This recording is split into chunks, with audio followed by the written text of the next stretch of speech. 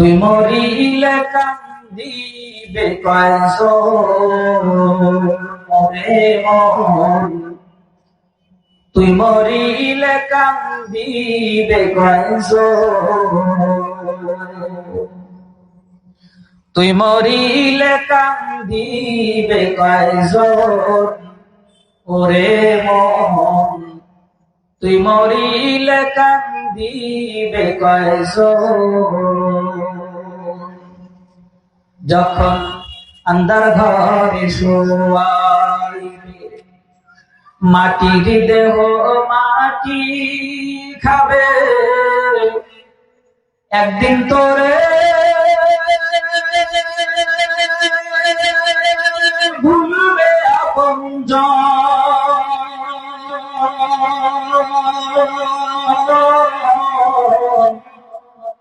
তুই মরিলে কান্দিবে কয়জন ওরে মন, তুই মরিলে কান্দিবে কয়জন।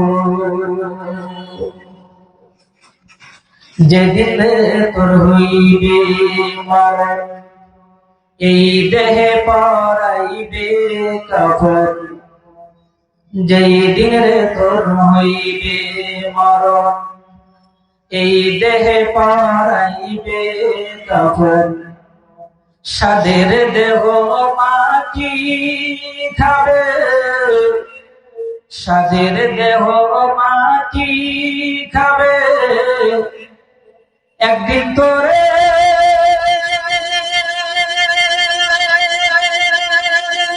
ভুলবে আপনজন,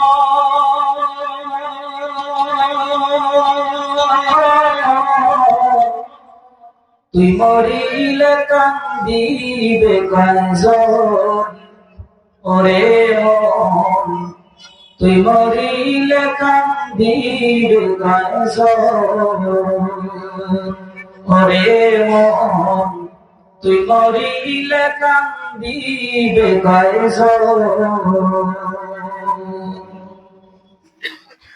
وقال الشاعر या इलाही करके दुनिया गुनाहम, या इलाही करके दुनिया गुनाहम, तुम्ही दयाली वखदस्ती गवाह बादशाह जुर्म मारा दरगुजार, गुनाहगारी तो तूने तुमका रियो बाबर कर गए, जुर्मे बेअंदाजा बेहद कर गए, सालादार बंदा सिया रश्ताए, आके रज करता पशीमान रश्ताए, बारे हमको के तू भी पाया गुआमद, बारे हमको के तू भी पाया गुआमद, ना उम्मीद से रहमत तशंका गुआमद, ला इलाहा इल्लल्लाह, ला इलाहा इल्लल्लाह, ला इलाहा इल्लल्लाह, ला इलाहा इल्लल्लाह, ला इलाहा इल्लल्लाह, ला जिद्द वला निद्द वला हद्द मौला, ला जिद्द वला निद्द वला हद्द मौला, الآن كما كان ولم يلق سوالا، الآن كما كان ولم يلق سوالا، لا إله إلا الله، لا إله إلا الله، لا إله ইল্লাল্লাহ, লা ইলাহা ইল্লাল্লাহ, লা ইলাহা ইল্লাল্লাহ, মুহাম্মাদুর রাসূলুল্লাহ। একদিন আল্লাহ পাকের এক বান্দা আসছে যে আগামী শুক্রবার আমার বাড়িতে একটা দোয়া অনুষ্ঠান, ওই বাড়িতে আমি উঠবো ইনশাআল্লাহ। জীবনভর চাকরি করে একটা 3 তলা বাড়ি করেছি খুলনা। এরপরে আমরা শুক্রবার প্রস্তুতি নিয়ে আসি, ওনার বাড়িতে একটা দোয়া অনুষ্ঠান হবে। আল্লাহু আকবার। ওই দিন সকালবেলা সংবাদ আসলো যে আল্লাহর বান্দা বাড়িতে দোয়া অনুষ্ঠান করে আসছে, ওনার বাড়িতে উঠবে। ওই আল্লাহর বান্দা ওই দিন সকালবেলা দুনিয়ার থেকে বিদায় নিয়ে চলে গেছে। ওনার আর বাড়িতে ওঠা হলো না। ঠিক আমাদের জীবনটা এমন, আমরা যে চিন্তা করতেছি যে আমরা অনেক দিন পর্যন্ত দুনিয়ায় থাকবো, কি পরিমাণ ধোঁকার মধ্যে আছি আমরা। বিল্ডিং একটা বানাই, উপরের দিকে রড বের করে রাখি, সাইড দিয়ে রড বের করে রাখি। জায়গা জমিন কেনার সময় এমন পজিশন দেখে আমরা জায়গা জমিন কিনি, আশেপাশে যেন আরো 2, 4, 5 শতক, 10 শতক, 20 শতক, বিঘাকে বাড়ানো যায়। বিখ্যাত আল্লাহওয়ালা বুজুর্গ ছিলেন ইব্রাহিম বিন আদহাম রাহমাতুল্লাহি আলাইহি। অনেক বড় একটা রাজ্যের মালিক ছিলেন। ওইখানে কিন্তু আপনার আমাদের দেশের মতো কোনো গণভোট বা নির্বাচন এসব কিছু ছিল না। দীর্ঘদিন যাবত তিনি সেখানে রাজত্ব করতেন, বংশ পরম্পরা উনি রাজত্বের মালিক হয়েছিলেন। আল্লাহ পাকের বান্দা রাজত্ব করতেন, কিন্তু পাশাপাশি তার মনের মধ্যে একটু নিয়ত ছিল আল্লাহ পাককে কিভাবে পাওয়া যায়।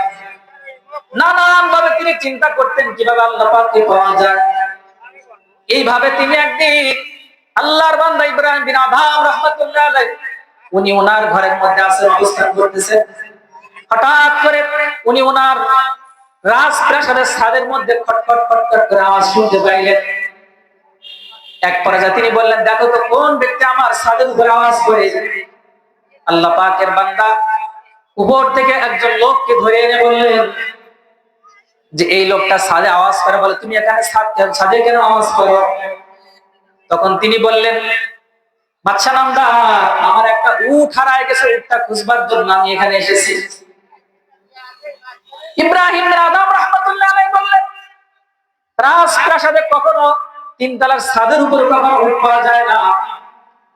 তখন ওই অপরিচিত আগন্তুক ব্যক্তি বললেন, হে বাদশা ইব্রাহিম, রাজপ্রাসাদের ছাদের উপরে যদি উট না পাওয়া যায়, তাহলে পরে রাজপ্রাসাদের মধ্যে আরামের মধ্যে ফুলসজ্জার বিছানায় শুয়ে আল্লাহ পাককে পাওয়া যায় না।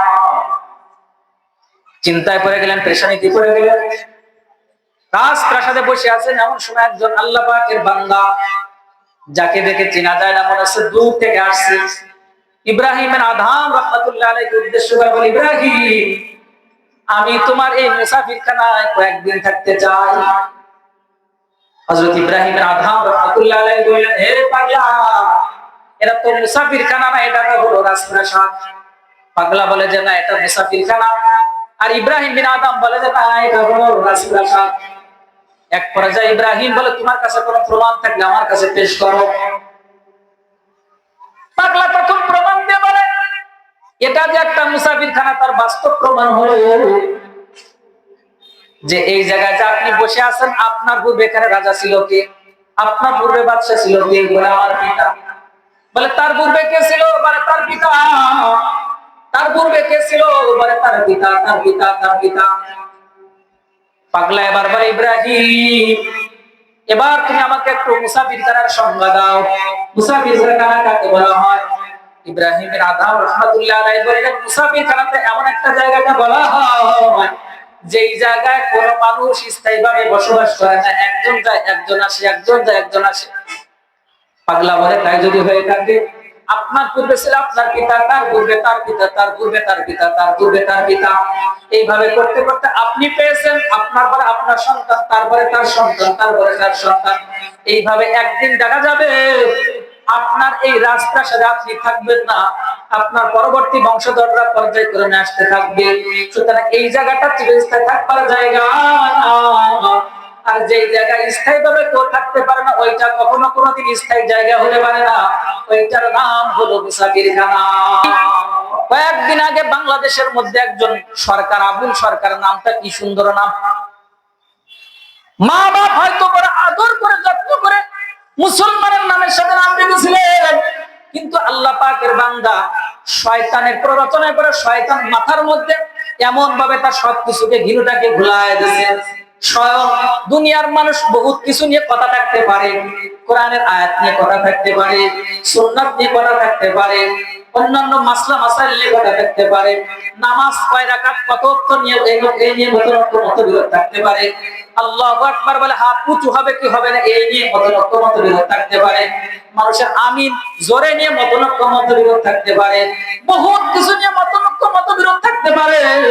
কিন্তু যিনি আমাদের স্রষ্টা, যিনি আমাদের রব, যিনি আমাদের মালিক, সেই মালিক নিয়ে যদি কেউ কটূক্তি করার বাজে মন্তব্য করে, এই ব্যাপারটা মুসলমান কখনো কোনোদিন মেনে নিতে পারে না। কথাটা ঠিক ঠিক না? আল্লাহু আকবার। ইমাম বুখারী রাহমাতুল্লাহ আলাইহির দাদা উস্তাদ ছিলেন হযরত আব্দুল্লাহ ইবনে মুবারক রাহমাতুল্লাহি আলাইহি। এই আব্দুল্লাহ ইবনে মুবারক রাহমাতুল্লাহি আলাইহি আল্লাহ পাকের খাস বান্দাদের একজন, অল টাইম দর্স তাদরিস নিয়ে থাকতেন, অল টাইম পড়াশোনা নিয়ে থাকতেন। আব্দুল্লাহ ইবনে মুবারক ইন্তেকাল হয়ে যাওয়ার পর উনার বাড়ির পাশের আরেকটা লোকের ইন্তেকাল হয়ে গেছে। লোকটা পেশায় ছিল একজন কামার, দুইজনের ইন্তেকাল হয়ে গেছে। হঠাৎ করে একদিন হযরত আব্দুল্লাহ ইবনে মুবারকের এক খাদেম ওনাকে স্বপ্ন দেখতেছেন। দেখেন যে আল্লাহ পাক ওনাকে ভালো রাখছেন। জিজ্ঞাসা করলেন, হযরত আল্লাহ পাক আপনার সাথে কেমন মুআমালা করছে? হযরত আব্দুল্লাহ ইবনে মুবারক বলেন, আল্লাহ পাক আমাকে ক্ষমা করছে, মাফ করে দিয়েছেন, কিন্তু একটা ব্যাপার হলো আমার থেকে আমার বাড়ির পাশের একটা কামার ছিল, তার মর্যাদা অনেক বেশি হয়ে গেছে। খাদেমের ঘুম ভেঙে গেছে। পরের দিন সকালবেলা খাদেম গেছে ওই কামারের বাড়িতে, যে বলে, ভাবি সাহেব আপনার স্বামী এমন কি আমল করতো আমাকে একটু জানান। বলে কেন? বলে স্বপ্নে দেখেছি আব্দুল্লাহ ইবনে মুবারক রাহমাতুল্লাহ আলাইহি থেকে তার মান মর্যাদা আল্লাহ পাক বেশি বাড়ায় দিয়েছে। নারী স্ত্রী বলে, তাকে তো তেমন কোন বড় আমল করতে দেখি নাই, তবে ওনার মধ্যে একটা আমল ছিল এই যে উনি যখন কামারের কাজ করতেন হাপার দিয়ে এরকম ভাবে লোহার উপরে পিটানি দিতেন, হাতুড়ি দিয়ে যখন লোহার উপরে পিটা দিতেন তখন তিনি উঁচু করতে করতেন আল্লাহ, আর হাতুড়টা নিচু করে মারতেন যখন করতেন হু আল্লাহু আল্লাহু আল্লাহু, এইভাবে জিকির করতেন আর কাজ করতেন। এরপরে মসজিদ থেকে আজান আসার সাথে সাথে উনি সব কাজ বন্ধ করে দিতেন, মসজিদের দিকে দৌড়ায় যাইতেন। আল্লাহ পাকের বান্দার মধ্যে আরেকটা জিনিস দেখছি, সারা দিন ধরে কষ্ট ক্লেশ করবার পর রাতে যখন ঘুমের প্রয়োজন হতো আমাদের বাড়ি থেকে আব্দুল্লাহ ইবনে মুবারকের ছাদ দেখা যাইতো। আমার স্বামী ছাদের দিকে তাকায় তাকায় দেখতেন আব্দুল্লাহ ইবনে মুবারক নামাজের মধ্যে দাঁড়ায় লম্বা লম্বা কিরাত করতেন, আর আমার স্বামী আফসোস করে বলতেন, আল্লাহ তুমি আমাকে কামার বানাইছো, দিনভর আমার পরিশ্রম করা লাগে, আল্লাহ আমার যদি দিনভর পরিশ্রম না করা লাগতো আমি আব্দুল্লাহ ইবনে মুবারকের মতো দাঁড়ায় দাঁড়ায় সারা তোমার ইবাদত বندگی করতাম। আল্লাহ পাক এই আফসোসটুকুর বদৌলতে আল্লাহ পাক আব্দুল্লাহ ইবনে মুবারককে maaf করেছেন, জান্নাত দিবেন, কিন্তু ইনার মর্যাদার মান মর্তবাকে বেশি বানায় দিয়েছেন। সুবহানাল্লাহ। এই জন্য ইচ্ছা করলে পারে আল্লাহওয়ালা সাধারণ মানুষ হওয়া যায়। এর জন্য আল্লাহ ওয়ালাদের সোহবত লাগবে। আল্লাহ আমাদের সোহবত না থাকলে, আলেম ওলামাদের সোহবত না থাকলে, আলেম ওলামাদের সাথে সম্পর্ক না থাকলে যে কোনো সময় শয়তান কিন্তু এক টান দিয়ে আপনাকে বিপদগামী বানায় দেবে। এক টান দিয়ে বিপদগামী বানাবে, আপনি টেরও পাবেন না। দুনিয়াতে শয়তানি বহুত প্রকারের ফিতনা আছে, বহুত প্রকারের ফিতনা। আল্লাহ পাক কোরআনের মধ্যে নিজেই বলছেন মিনাল জিন্নাতি ওয়ান নাস। শয়তান হলো দুই প্রকার, এক হলো মানুষ শয়তান আর একটা হলো জিন শয়তান। এই মানুষ শয়তান জিন শয়তানের থেকে তারা এগুলো শিখছে। জিন শয়তান প্রভাব বিস্তার করে কিছু মানুষকে মানুষ শয়তান বানাইছে, তাদের পথকে নিয়ে চলে গেছে। এই মানুষগুলো দেখার দৃষ্টিতে যদিও মানুষ, এই মানুষগুলো দেখার দৃষ্টিতে যদিও মুসলমান, এই মানুষগুলো দেখার দৃষ্টিতে যদিও মনে হয় যে মুসলমান, কিন্তু আসলে প্রকৃতপক্ষে দেখার দৃষ্টিতে মুসলমান হলেও এই মানুষগুলো প্রকৃতপক্ষে মুসলমান নয়। যেমন বহুত উদাহরণ আমি দিতে পারবো, এর মধ্যে একটা উদাহরণ আপনাদেরকে দেই। এই বাহাদুরপুরের পাশেই একটা সম্প্রদায় আছে, কাদিয়ানী সম্প্রদায়, আছে কিনা? কাদিয়ানী সম্প্রদায় আছে। তারা নিজেদেরকে মুসলমান দাবি করে, আর তারা নবী মুহাম্মদ রাসূলুল্লাহ কেও নবী মানে, কিন্তু মাঝখান দিয়ে তারা বলে মুহাম্মদ রাসূলুল্লাহ সত্যিকারের শেষ নবী নয়, শেষ নবী হলো মির্জা গোলাম আহমদ কাদিয়ানী। মির্জা গোলাম আহমদ কাদিয়ানীকে তারা নবী মনে করে। শয়তান এই মানুষগুলোকে এমন ভাবে মগজ ধুলাই করেছে, বলে যে আমরাও তো মুসলমান, আমরাও তো লা ইলাহা ইল্লাল্লাহর কালিমা বলি, আমরাও তো নামাজ পড়ি, আমরাও তো আযান দেই, আমরাও তো গরুর গোশত খাই, আমরাও তো মুসলমানি খতনা করাই, সুতরাং আমরা মুসলমান। কিন্তু এই মানুষগুলোকে দেখার দৃষ্টিতে সিরাতে সুরাতে মুসলমান হলো যে মানুষের মধ্যে এই আকীদার বিশ্বাস আছে মুহাম্মদ রাসূলুল্লাহ সর্বশেষ নবী নয়, মুহাম্মদ রাসূলুল্লাহর পরে একজন নবী আছে, সে হলো মির্জা গোলাম আহমদ কাদিয়ানী। বলেন তো দেখি, নবীকে যদি শেষ নবী মনে না করা হয়, এই লোকটা কি মুসলমানের খাতায় তার নাম থাকতে পারে? মুসলমানের খাতায় তার নাম থাকতে পারে না। সরাসরি কোরআনের সাথে বিরোধিতা করা, নবীকে শেষ নবী বলে না করা মানে কোরআনের সাথে বিরোধিতা করা, নবীকে শেষ নবী না মানা মানে হাদিসে মুতাওয়াতিরের সাথে বিরোধিতা করা। কোরআনে কারীমের মধ্যে আল্লাহ পাক পরিষ্কার ভাবে বলেছেন মুহাম্মাদুর রাসূলুল্লাহ মা হুয়া আশাদ্দু আলা মুহাম্মাদুর রাসূলুল্লাহ। আল্লাহ পাক বলেন মুহাম্মদ তো আল্লাহ পাকের নবী, আর মুহাম্মাদুর রাসূলুল্লাহ হলো খাতামুন নবিয়্যিন, সর্বশেষ নবী। আল্লাহর নবী পরিষ্কার ভাবে হাদিসে মুতাওয়াতিরের মধ্যে যেটার বর্ণনা আসছে, আল্লাহ পাক রব্বুল ইজ্জতের নবী বলেন আনা খাতামুন নবিয়্যিন লা নাবিয়্যা বাদি, আমি হলাম সর্বশেষ নবী, আমার পর আর কোনো নবী নাই।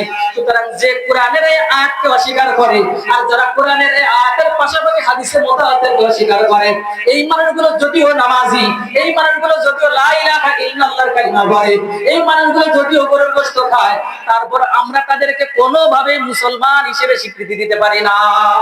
কথা বলেন ঠিক কি ঠিক না? আল্লাহু আকবার। মুহাম্মদুর রাসূলুল্লাহর যুগে একজন ব্যক্তি নিজেকে নবী দাবি করছিল, তার নাম হলো মুসাইলামাতুল কাজ্জাব। একটু ভালো করে খেয়াল করেন, মুসাইলামাতুল কাজ্জাব নিজেকে নবী দাবি করছিল। সে আল্লাহর কোরআন মানতো, নবীজির সুন্নাত মানতো, আযানের মধ্যে সে তার মুয়াজ্জিনকে বলতো বলবা আশহাদু আল্লা ইলাহা ইল্লাল্লাহ। সবকিছু ঠিক ছিল, সবকিছু ঠিক ছিল। মাঝখানে তার ছোট্ট একটা দাবি ছিল, মুহাম্মদুর রাসূলুল্লাহ নবী, আমিও নবী। এতটুকু দাবির কারণে সাহাবায়ে কেরাম কি তাকে মানছে নাকি মানে নাই? কোনটা মানছে নাকি? মানে তো নাই না। হযরত আবু বকর সিদ্দিক রাদিয়াল্লাহু তাআলা এর জমানায় সাহাবায়ে কেরামরা জোট বেঁধে তার বিরুদ্ধে জিহাদ ঘোষণা করেছে এবং আল্লাহ পাকের নবীর চাচাকে হযরত ওয়াহাশী হত্যা করেছিল, হযরত ওয়াহাশী শহীদ করে দিয়েছিল। ওনার টার্গেট ছিল আমি বড় একটা কাজ করতে চাই। পরবর্তীতে মুসাল্লামাতুল কাজ্জাবকে নিজ হাতে হত্যা করে আল্লাহর নবীর কলিজা ঠান্ডা করবার ব্যবস্থা করেছিলেন। আমার বলবার উদ্দেশ্য হলো শুধুমাত্র একটা কথা স্বীকার করবার কারণে মুহাম্মদুর রাসূলুল্লাহ শেষ নবী নয়, এতটুকু স্বীকার করবার কারণে যদি ওই মুসাইলামাতুল কাজ্জাবকে ভণ্ড নবীর দাবিদার মনে করে তাকে যদি ইসলাম থেকে বের করে সাহাবায়ে কেরাম ঐক্যমত হয়ে তাকে যদি সাহাবায়ে কেরাম তার বিরুদ্ধে যুদ্ধ ঘোষণা করে তাকে শহীদ করে তাকে হত্যা করে দিতে পারে, তাহলে যে মির্জা গোলাম আহমদ কাদিয়ানী নিজেকে মুহাম্মদুর রাসূলুল্লাহ থেকে সম্মানিত দাবি করছে, নিজেকে হযরতে ঈসা আলাইহিস সালামের থেকে বেশি দাবি করছে, নিজেকে মসিহ হিসেবে দাবি করেছে, নিজেকে ইমাম মাহদী হিসেবে দাবি করেছে, নিজেকে মুহাম্মদুর রাসূলুল্লাহ থেকে বেশি আরো দামি মনে করছে, নিজেকে সব নবীদের থেকে শ্রেষ্ঠ মনে করছে। ঈসা আলাইহিস সালামকে যে পরিমাণ গালাগালি তার কিতাবের মধ্যে করছে, অন্যান্য নবীদেরকে যে পরিমাণ গালাগালি করছে, এই মানুষটা কি কোনোভাবে মুসলমানের কাতারে থাকতে পারে? কতক্ষণ পারে? কোনদিনও মুসলমানের কাতারে থাকতে পারে না। এই জন্য এই কাদিয়ানী সম্প্রদায় কোনোভাবে মুসলমান হতে পারে না। কাদিয়ানীরা অমুসলমান, কাদিয়ানীরা কাফের। যারা তাদেরকে কাফের মানবে না তারাও কাফের। কথা ঠিক কি ঠিক না? আল্লাহু আকবার। আজ থেকে কয়েক বছর আগে মুফতি আমাদের বাংলাদেশের শ্রেষ্ঠ আলেম হযরত আহমদ শফি দাম রাহমাতুল্লাহ আলাইহি যশোরে আসছিলেন। উনি ঈদগার মাঠে কিন্তু উনি বলে গেছিলেন, আমাদের থেকে ওয়াদার অঙ্গীকার নিয়েছিলেন যে কাফের কাদিয়ানী, কাফের যে মানবে না সেও কাফের। আমরা সেখানে স্বতঃস্ফূর্তভাবে আমরা এই কথা সমর্থন করেছিলাম। এজন্য সারা বাংলাদেশ নয়, সারা বিশ্বের সমস্ত উলামায়ে কেরাম এই ব্যাপারে একমত যে নিঃসন্দেহে কাদিয়ানীরা কাফের। এজন্য আমরা তারা আমাদের বাংলাদেশে থাকুক, বসবাস করুক। আমরা বলি না তারা দেশ ছেড়ে চলে যাক, তারা দেশের নাগরিক, এখানে তারা বসবাস করবে, এই রাষ্ট্রের সমস্ত সুযোগ সুবিধা তারা ভাগ করবে। এই ব্যাপারে আমাদের কোনো দ্বিধাদ্বন্দ্ব নাই, এই ব্যাপারে আমাদের কোনো বাধা নিষেধ নাই। আমাদের রাষ্ট্রের কাছে, আমাদের দেশের কাছে, আমাদের সরকারের কাছে আমাদের একটাই দাবি, আমাদের একটাই চাওয়া, আমাদের একটাই পাওয়া যে তারা আমাদের দেশে থাকুক, কিন্তু এই দেশে তারা বসবাস করুক। যে তারা মুসলিম নয়, তারা কাফের, তারা মুসলমান, এই কথাকে স্বীকার করে থাকুক। হিন্দুরা যেমন এই দেশে বসবাস করে, আমাদের এ নিয়ে কোনো মাথা ব্যথা নাই। খ্রিস্টানেরা দেশে বসবাস করে, এ নিয়ে আমাদের কোনো মাথা ব্যথা নাই। অন্যান্য কত সম্প্রদায় আছে, সবাই থাকবে। সাম্প্রদায়িক সম্প্রীতির দেশ বাংলাদেশ, সকলে এখানে সমান অধিকার নিয়ে থাকবে। কিন্তু আমাদের কথা হলো, কোন অমুসলমান, মিথ্যা নবী দাবিদার এমন কোন মানুষকে যারা নবী হিসেবে মানবে, তারা আর কিছু হলেও মুসলমানের পরিচয়, মুসলমান হয়ে দেশে বসবাস করতে পারবে না। এটাই আমাদের সর্বশেষ কথা। ঠিক না? এই জন্য আমার